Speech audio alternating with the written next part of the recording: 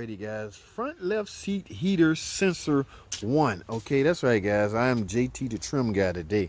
Alright, I'm getting ready to take this seat out and remove this panel and replace the heated seat pad. Alright, now somebody else diagnosed this, the trim guy. He's not here today, so they called upon your boy. JT, can you get this installed for me? It's been a while since I had one out, but this is the pad that goes into the heated seat.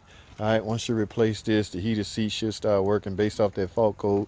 At least I hope it was diagnosed correctly. Okay, I didn't diagnose it. He said this is, I have replaced one of these before because of that problem. So chances are it's the problem. This is a trim guy, so he pretty much know what he's doing. And I just got to get the seat out. Yes, some guys try to cheat it, pull the cover up and do it that way. I'm not going to do all that. It's too easy to just take the seat out and set it right here and do your thing.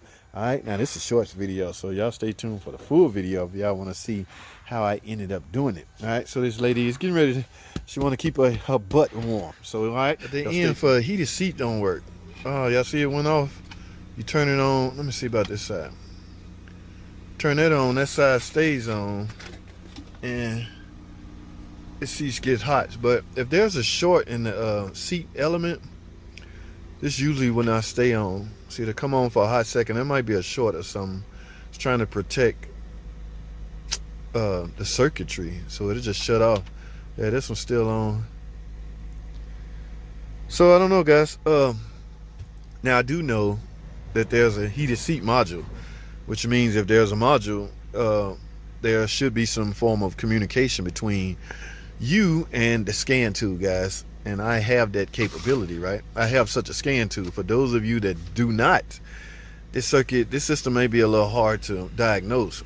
Now, for the most part, it usually end up being a seat element, but I'm not going to say that because you don't know until you diagnose it. But one thing you can do, guys, see this keep cutting off. Let's do the usual. I'm in the shop now. Let's take a dive. Let's go look around, guys. Let me open this sliding door. We're gonna take a look around, guys. Sometimes stuff can get trapped under the seat and rip out harnesses and all kinds of crazy stuff. See, it's a lot of stuff under here. Yeah, we need, oh wow, ain't no telling. I've seen airbags, lights on, just especially if it's a van where kids are involved. You know, so the thing you can do as a tech trying to diagnose it is take a look. Look, the seat is broke. So who knows, guys? I gotta take a look around. Look for the obvious rip wires.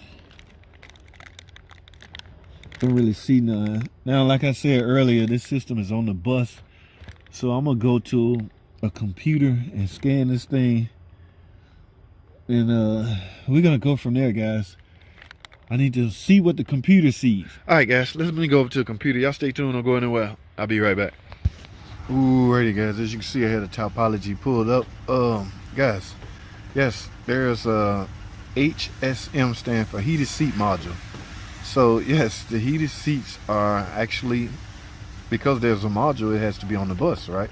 Which means with a decent scan tool, you should be able to diagnose this. Code B1EB1. That stands for front left seat heater sensor 1, circuit resistant above threshold. Guys, every time I see this code, and look what else, it's active. That's usually the heated seat pad, the whole complete pad. Let's take a look at something right quick. Now, I'm not gonna go through this step by step specific, but as you can see, the circuit is complete.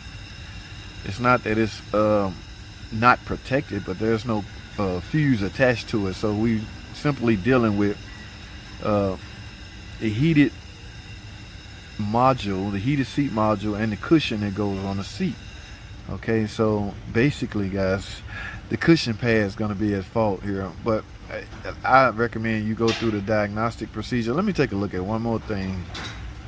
Oh yes, just as I figured. Okay, we're going to have to take the seat apart.